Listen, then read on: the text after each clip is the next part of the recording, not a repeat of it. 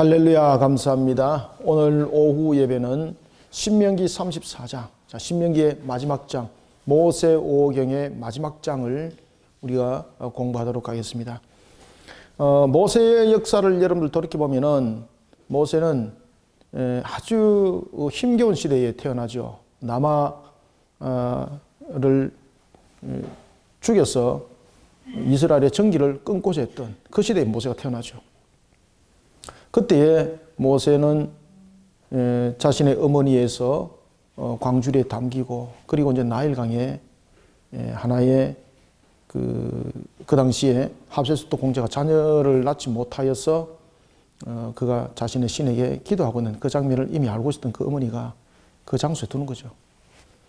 그런 가운데에 아이의 음성을 듣고 그 합세스토 공주가 그 아이가 상자를 열었을 때에 히브리인인 것이 이미 확인이 되었습니다. 그럼에도 불구하고 그가 그 아이를 키웁니다. 그것은 왜 그런가 하면 신이 자신에게 선물을 했다는 거죠. 그래서 그 이름을 물에서 건져낸 자라, 그래서 모세라고 이 아이 이름을 지었던 겁니다. 그런 모세는 40년 동안 왕궁에서 차세대에 애굽의 왕으로서 세워질 자였습니다. 그래서 여러 부분의 교육을 받습니다. 그렇지만 하나님께서 그를 이스라엘의 지도자로 세우게 되는 거죠. 그런 과정 속에 있었던 하나의 분기점에 있었던 40대의 사건, 애굽의 군사를 자신의 민족을 괴롭힌다. 그래서 그를 사살하게 되는 거죠. 그리고 그 일들이 알려지고 자신의 그 당시 경쟁자였던 경쟁자에 의해서 그것이 하나의 세력을 형성하고 자신을 덮쳐오게 되는 거죠. 그때 모세는 모든 자신의 권리, 권위, 모든 명예 다 뒤로 하고 그냥 맨발로 도망갑니다. 그리고 그가 갔던 곳이 바로 미디안이었습니다. 그곳에서 40년, 모든 사람들이 잊어버릴 정도로 살아왔던 그 40년. 그렇지만 하나님은 모세를 잊지 않았죠. 하나님께서 80에 모세를 불렀고, 그리고 이제 오늘 모세의 마지막 장면인 느보산. 우리가 이 느보산을 우리가 비스가산이라고도 우리가 말하죠, 그죠? 그런 모세가 자신의 생을 마감할 때도 여러분 한번 보십시오. 자신의 생을 마감할 때도 모든 것이 하나님의 말씀에 순복합니다. 자, 우리는 모세에 대한 부분들을 간략하게 제가 말씀을 드렸던 이유가 있습니다. 모세가 살아왔던 역사를 여러분들 돌이켜보면은 한순간도 평안할 길이 없었던 그런 삶을 살아왔습니다. 환란 시대에 살아왔고, 그리고 또한 여러 가지 혼란이 거듭되는 그런 시대의 지도자로 세워졌고, 그런 속에 이스라엘을 이끌었던 모세. 우리는 모세 그러면은 머릿속에 제일 먼저 사람들이 떠오르는, 믿지 아니하는 사람들이 모세 그러면 제일 먼저 머릿속에 떠오르는 것이 무엇이 떠올랐을까요? 그렇죠, 홍해 사건. 그 다음에 모세 그러면 믿지 않는 사람들도 또 머릿속에 무엇이 떠오를까요? 그렇죠, 십계명. 이러한 모세가 그의 생명을 마감을 하게 됩니다. 그때 나이가 120이었습니다. 모세는 여러분들이 잘 아시는 것처럼 그가 살아왔던 그가 태어났을 때서부터 시작해서 그가 미디안의 광야에 이르러서, 그리고 그가 출애굽하고, 그리고 이제 그가 가나안을 눈앞에 두게 됩니다. 그때의 그 산이 바로 느보산이었습니다. 여러분들, 모세가 이 미디안 광야에 있을 때도 그의 아내가 누구였습니까? 제사장의 딸이었습니다. 그렇죠? 어떻게 보면 신앙을 잃어버릴 수 있는 그런 시점에 그는 세워졌던 자입니다. 그런 그를 하나님께서 어디서 그를 부릅니까? 시내산에서 그를 부르게 되는 거죠. 그리고 출애굽에서 다시 갔던 곳이 시내산이고, 시내산이 다시 가나안으로 가는 출발점이 되는 겁니다. 그죠? 그가 미디안 광야에 40년 있을 때에 그곳은 자신이 생각할 때 자신의 전부를 지워버리는 그런 시간이었습니다. 그런데 하나님은 그를 지우질 않았습니다. 40년 동안 사람들은 모세를 잊어버렸습니다. 그리고 애굽에도 한 세대가 바뀌어버렸습니다. 모세의 그 사건을 기억하지 못하는 겁니다. 그런데 하나님은 모든 것을 기억을 다 하고 있는 겁니다. 모든 것을 기억을 다 하고 있는 겁니다. 그런 것을 하나님께서 새로운 출발점을 삼습니다. 저와 여러분들이 마치 잃어버린 것 같고, 야, 내가 왜 이런 모습이 되었지 하고 낭패를 당했던 그런 위치에 있는 그곳에서 하나님께서 다시 시작하십니다. 그런데 다시 시작할 때에 그것을 다시 시작하는 것이 아니라 이미 과거를 다 아시는 하나님께서 만들어 가서 시작합니다. 그리고 그 길을 다시 출발점 되게 하시고, 그리고 이 시내산을 영원히 사람들에게 기억나게 하십니다. 여러분 보십시오. 시내산은 두 가지의 사실에 대해서 이스라엘 역사와 온 세계 사람들이 기억을 하고 있습니다. 시내산, 그러면은 하나님께서 모세를 불렀던 장소죠. 그죠? 모세를 소명 가운데 불렀죠. 그러면은 이 시내산은 어떤 곳이었습니까? 방금 여러분들이 말씀했잖아요. 그죠? 시내산에서 무엇을 받았죠? 모세, 그러면 우리는 두 가지 사건을 우리는 항상 기억한다 그랬지 않습니까? 홍해 사건을 기억하고, 그리고 십계명을 기억합니다. 십계명이 이 속에서 주어집니다. 자, 출애굽했을 때 기억나는 것은 바로 홍해 사건이었습니다. 이런 대단한 역사 속에서 있었던 모세가 가나안에 들어가야 되죠. 그죠? 그런데 가나안에 못 들어갑니다. 모세가 가나안에 들어가지 못하고 이 느보산에 머물게 되는데, 이때 나이가 120세였습니다. 120세. 그가 애굽에서 태어나서 40년을 살아옵니다. 그리고 미디안에서 40년에서부터 출애굽까지 40년, 이 80년에 대한 역사들. 그리고 또한 출애굽해에서 느보산에 오기까지의 이 40년. 참 여러분들 편안한 날이 없었죠. 그죠? 모세의 역사 속에서 제일로 자기에게 만약에 추억이 남겨져 있다면 어떤 역사겠습니까? 그렇죠. 왕국에 있었던 역사죠. 그죠? 왕정 속에 있었던 역사. 그런데 하나님은 이 역사를 기록하기보다 모세의 이 80년의 이 역사를 기록을 합니다.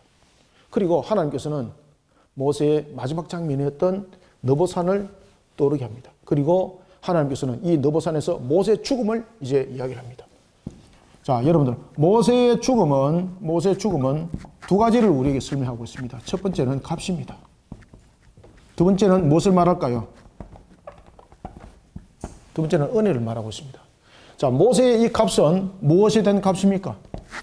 모세의 죽음은 일반적인 우리의 인간의 죄의 속성에 대한 지금 값을 말하고 있는 것 아닙니다. 지금 느보산에서의 모세의 죽음의 이유를 지금 보는 겁니다.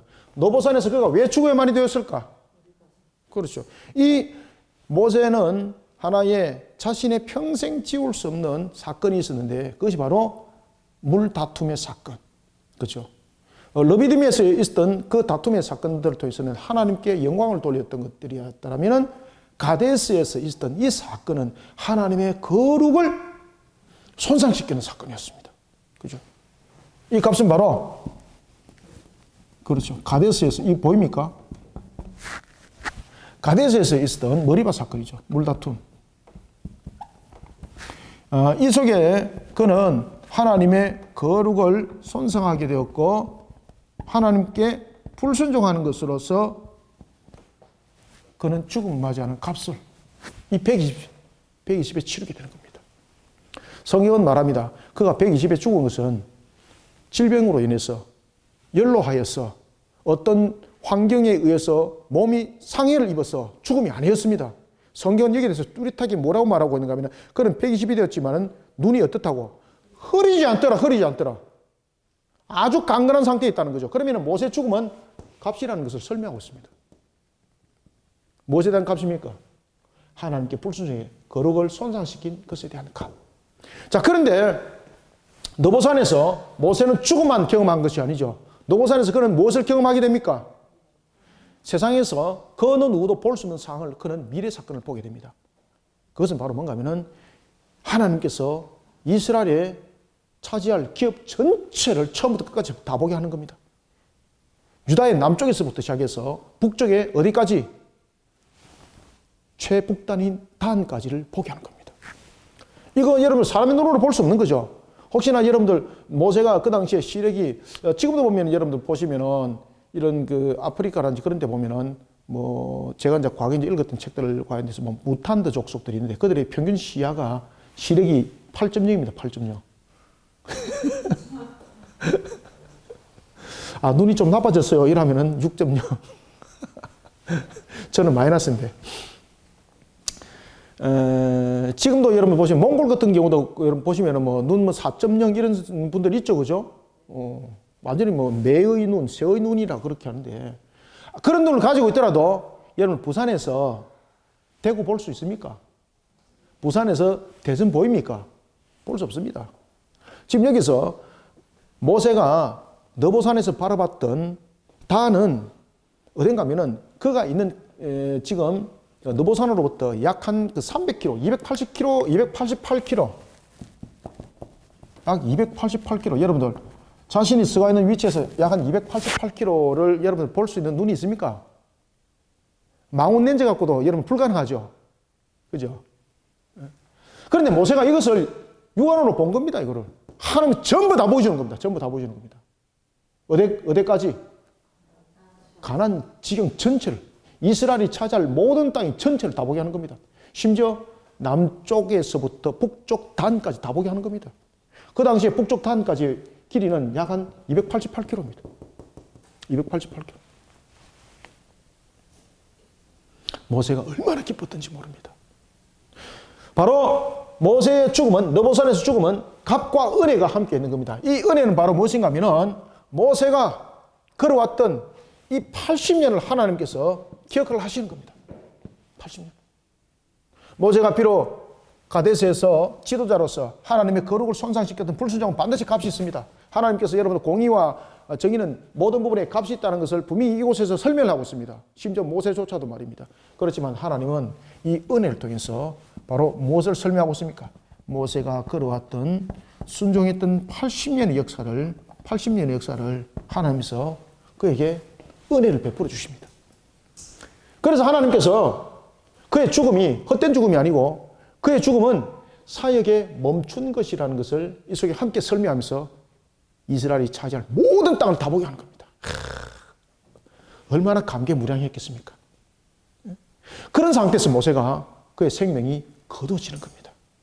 야, 여러분들, 우리도 이렇게 마지막 생명을 마무리할 때에 모세처럼 그죠? 하나님의 약속을 쫙 이렇게 보면서 여러분들 마감을 하면은 얼마나 기쁘겠습니까? 그죠? 얼마나 기쁘겠습니까? 그래서 모세의 죽음은, 너보산에서의 모세의 죽음은 두 가지를 설명하고 있다. 이해가시죠? 그죠?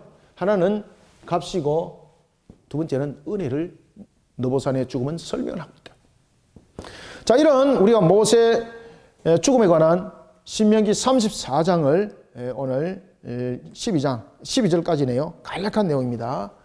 짧은 본문이지만은 우리가 본문들을 한번 봅시다. 자, 1절부터 먼저 3절까지 읽어보겠습니다. 시작. 모세가 모압 평지에서 너보산에 올라가 여리고 맞은편 비스가 산 꼭대기에 이르매 여호와께서 기랏 온 땅을 단까지 보이시고 또 온 납달리와 에브라임과 므낫세의 땅과 세까지의 유다 온 땅과 아멘. 이야, 이게 남쪽 끝에서부터 북쪽 끝까지 다 봤다는 이야기예요. 이게 가능합니까, 여러분들? 근데 이것은 지금 사실의 내용을 쓰고 있는 거예요, 이게. 그래서 하나님께서 모세에게 은혜를 베푸시는 거예요. 그가 걸어왔던 이 하나의 미디안에서의 40년. 그렇지만은 모세가 해왔던 사역의 40년. 그죠? 특히 하나님께서 은혜를 베푸시면 이 40년은 바로 모세가 애굽으로부터 벗어나서 걸어왔던 이 40년에 관한 마치 보상과도 같은 것이었습니다. 그렇죠? 그런 모세가 너보산에 올라갑니다. 그 올라가는 것은 죽음이라는 것을 그가 알고 가는 겁니다. 그는 가나안 땅의 최고봉을 보는 겁니다. 여기서 말하는 단이라는 것은 그저 지경만 말하는 것이 아니라 그 당시에 북쪽 지역에 있었던 가나안 땅의 최고의 높은 산이었던 단을 말하고 있습니다. 그때 그 산이 해발이 저는 가서 센치 안 재봤습니다만은 이렇게 역사책이나 이런 데 보면은 그 해발이 2,850m라고 합니다. 약 2,850m. 2,850m. 그까지 지금 느보산에서 이 느보산을 다른 말로 비스가산이라고도 말하고 있죠. 그죠? 혹시나 질문 들어올까 싶어서 미리 말씀드립니다. 느보산, 비스가산 동일한 장소를 말하는 겁니다. 어떤 사람은 이게 이제 느보산에서 비스가산은 하나의 봉우리다라고 말하고 있지만은 전체적인 부분에서 느보산에 이렇게 보시면 되는 겁니다. 비스가산이라고도 하고 느보산이라고 하는 그곳에서 약 한 280km, 288km에서 이 모습을 전부 다 보는 겁니다. 모세가. 그러면서 여호와께서 이렇게 말씀하십니다. 언약에 관해서 말씀하시죠. 4절 여호와께서 그에게 이르시되 이는 내가 아브라함과 이삭과 야곱에게 맹세하여 그의 후손에게 주리라 한 땅이다. 얼마나 감격무량하겠습니까? 그걸 지금 보고 있는 거예요. 지금 보고 있는데 그것이 무슨 땅인지 설명을 하는 거예요. 모세는 자신의 죽음을 맞이하면서 하나님께 감사해야 하는 거예요. 얼마나 감사한지 그죠? 그 후손에게 주리라 한 땅이다. 내가 네 눈으로 지금 그것을 보게 하고 있다. 이건 무엇입니까? 은혜입니다. 은혜. 자, 여러분들 제가 여기서 선거 가운데서 한번 봅시다. 출애굽할 때에 홍해는 이스라엘이 집단을 이루어서 간 곳이죠. 그가 미디안 광야에 홀로 갔습니다. 그때에 시내산에 2번 오르죠. 십계명을 받으러 그가 2번 올라가죠. 그런가 하면 소명까지 합치면 3번 올라간 기억이 있죠. 이 모든 과정 속에 자신이 홀로 가죠. 그죠? 자신이 홀로 가는 겁니다. 그 다음에 느보산에도 그가 홀로 올라가게 되는 거죠. 여러분들, 그가 시내산에 갔을 때도 그렇고 느보산에 갔을 때도 그렇고 공통점이 있습니다. 그 공통점은 뭔가 하면은 자신이 홀로 하나님의 임재를 함께하는 겁니다. 하나님 임재함과 함께하는 겁니다. 집단으로 이뤄서 갔던 모든 이스라엘이 이것을 경험하지 못합니다. 오직 모세 혼자만 그것을 경험하는 겁니다. 이것은 뭔가 하면은 하나님이 모세와 아주 친밀한 관계에 놓여 있다는 것을 설명하는 거예요. 하나님께서 모세가 태어나고 미디안 광야에 40년 있을 때에 모세는 모든 것을 잊었지만은 하나님은요, 그때도 모세와 아주 친밀한 관계를 형성하고 있었어요. 여러분들 아시겠습니까? 그래서 하나님이 그를 소명 가운데 부른 거예요. 갑자기 소명 가운데 부른 것도 아니에요, 여러분들요.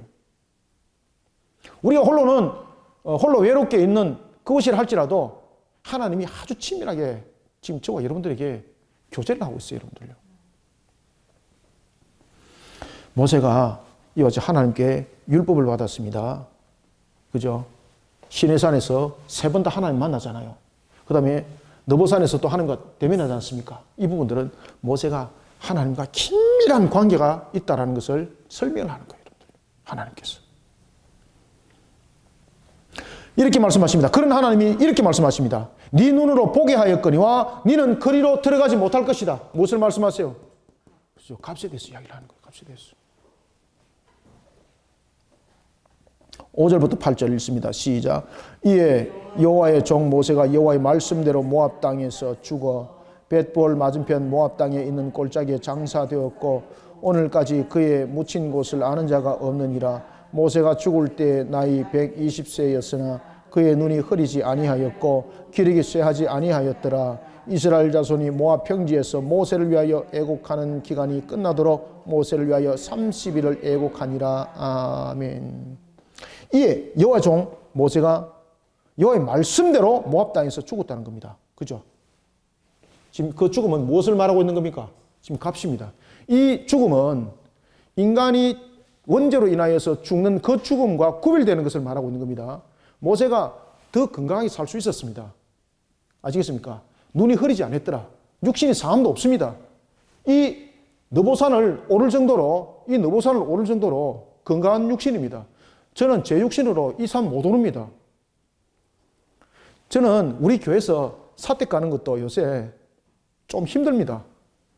다리 수술했죠. 그다음에 뭐 어떤 심장에 또 문제 있죠. 이러니까 야, 여러분 모세가 얼마나 강건한 거 아시겠죠? 그런데 하나님께서 그의 생명을 거둬갔다는 거죠. 바로 가데스에서 있었던 하나님의 거룩을 손상하는 것에 대한 불순종에 대한 값. 누구를 통해서도 이 부분은 반드시 하나님께서 그 값을 묻는다는 겁니다. 누구든지. 그래서 우리는 항상 하나님 앞에 하나님의 공의의 값에 나를 올려놓고 항상 하나님의 공의의 값에 살아가는 그런 자가 제일로 복된 자들입니다. 아시겠죠? 자, 이런 속에 모세가 120인데 기력도 쇠함이 없더라. 그리고 그의 생명이 거두졌더라. 그런데 잘 보십시오. 이스라엘 자손이 모압 평지에서 모세를 위하여 지금 애곡하고 있죠. 그러면은 이스라엘 백성들이 모세가 죽은 것을 확인했을까요? 안 했을까요? 확인한 겁니다, 지금. 모세가 죽은 것을 확인 안 하고 여러분들 그 애곡이 되겠습니까?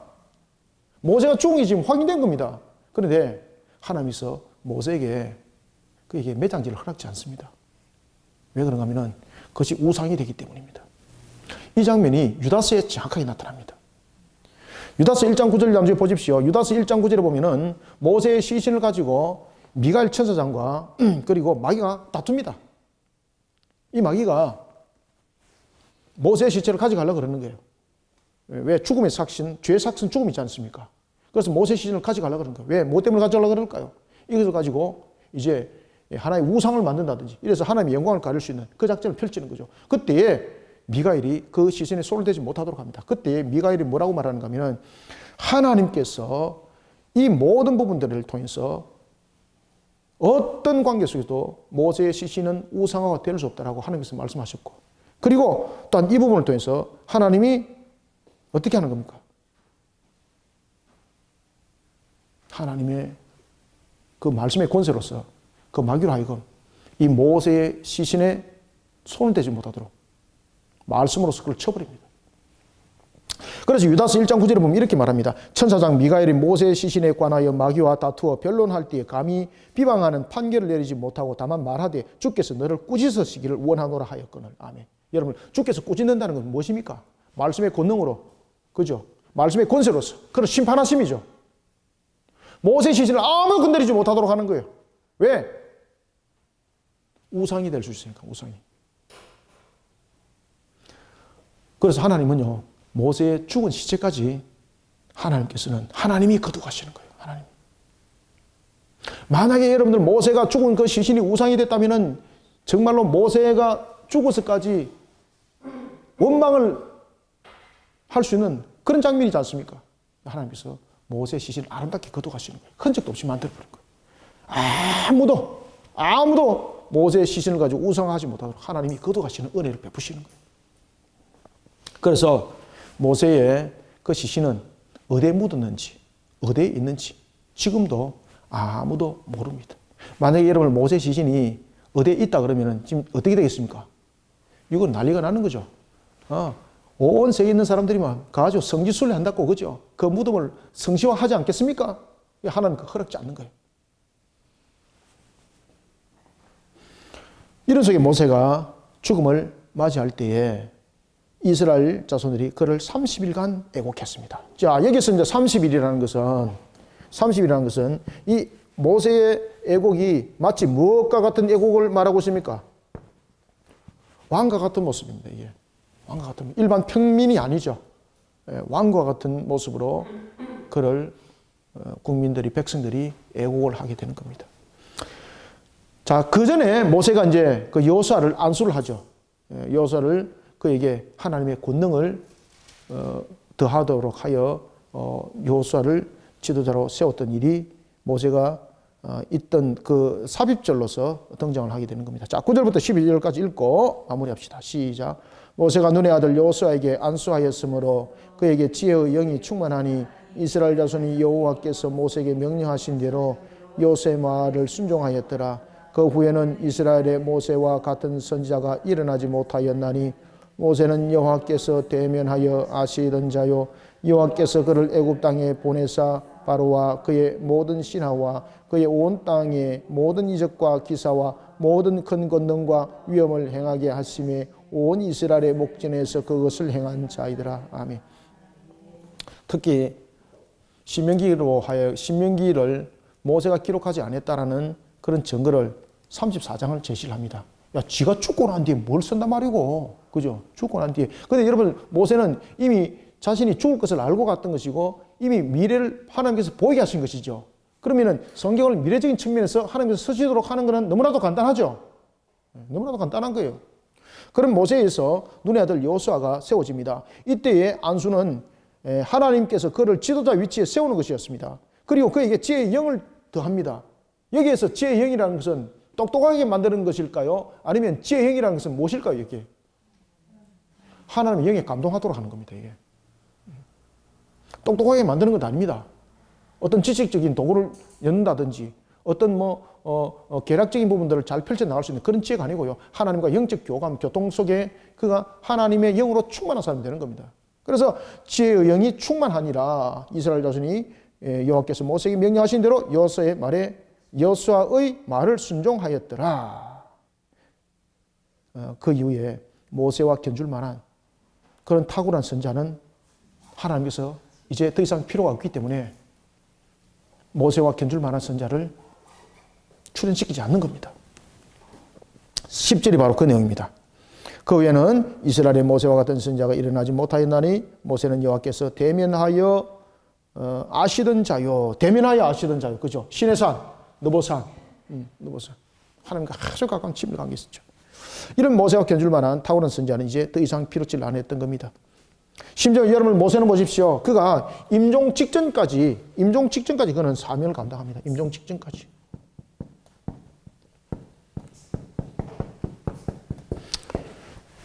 우리가 하나님이 주신 사명 사역을 모세처럼 정말로 생명에 다하는 그 시간까지, 그 순간까지 우리가 충성되이 하나님의 사명 사역을 감당하시길 바랍니다. 그때에 우리의 죽음은요 아주 기쁨이 되는 거예요. 제가 이제 아시는 장로님이 실합니다. 돌아가시기 바로 전까지 모든 그 유언을 다 하시고 돌아가셨다 그러더라고요. 만날 사람 다 만나고 하고 싶은 이야기 다 하고 그러면서 웃으면서 이렇게 자신의 임종을 했더라. 참 여러분들 우리는 임종이라는 부분들은 끝나는 것이 아니고 우리로 하여금 새롭게 역사를 열어가는 장면이기 때문에 예수 믿는 특히 부활의 소망을 가지고 있고 그 속에 살아가는 우리는 세상 사람들의 그런 방식의 임종이 아니라 하나님의 나라를 바라보는 그런 임종이 모세처럼 이루어지길 바랍니다. 그런 속에 우리의 신앙들을 세우고 그런 속에 임종 직전까지 사명과 사역을 감당하는 우리가 되기를 소망합니다. 자, 이제 마지막으로 우리가 신명기 34장을 통해서 모세의 죽음을 통해서 다시 한 번 더 우리는 바라봤던 것은 하나님께서는 그 역할을 감당했던 자를 절대 그 수고를 잊지 않는다. 그렇지만 하나님의 공의 값은 반드시 묻는다. 오늘도 우리가 이런 모습들을 잃어버리지 아니하고 항상 우리 자신들을 하나님의 공의 가운데에 세워나가기를 또한 힘쓰는 우리 모든 성도들이 되기를 소망합니다. 살아계신 하나님 아버지, 주께서 베푸시는 은혜를 감사드립니다. 모세가 그 생명을 다하는 그 순간까지 그는 하나님 앞에 충성된 종의 길들을 걸어갔습니다. 그는 죽음의 목전 앞에서 살아계신 하나님께서 펼쳐주시는 언약의 장면들을 바라봅니다. 그리고 또한 그는 임종 직전까지 사명 감당하는 것을 감사하게 여기고 있습니다. 주여, 오늘도 우리 성도들을 걸어가는 걸음 모든 것이 하나님의 공의의 값으로 살아가게 도와주시고 또한 주님께서 은혜를 다하셔서 우리가 임종을 맞이할 때도 주님의 나라를 바라보면서 항상 그 순간까지 최후의 순간까지 주님의 사명의 깃발을 드는 군사가 되게 하여 주옵소서. 우리의 거리 심교 모든 성도들 이 사명 가운데 두신 하나님, 11월 21일 우리 교회 가운데 두 분의 장로님과 세 분의 권사님을 직분을 세우게 하시는 주님, 참으로 모세처럼 하나님 앞에 아름답게 쓰임받는 마지막 최후의 순간까지 아름답게 쓰임받는 직분자들로 세워지게 도와주시옵소서. 하나님 주신 은혜 속에 오늘도 우리 성도들 또한 우리 교회에 행하는 사역 위에 함께해 주시고 주께서 베푸시는 은혜 담비로 꼴의 양식으로 우리를 충만케 하셔서 세상이 알지 못하는 그 맛으로 그 기쁨으로 그 값으로 살아가게 또한 도와주시옵소서. 예수님의 이름으로 기도드립니다. 아멘.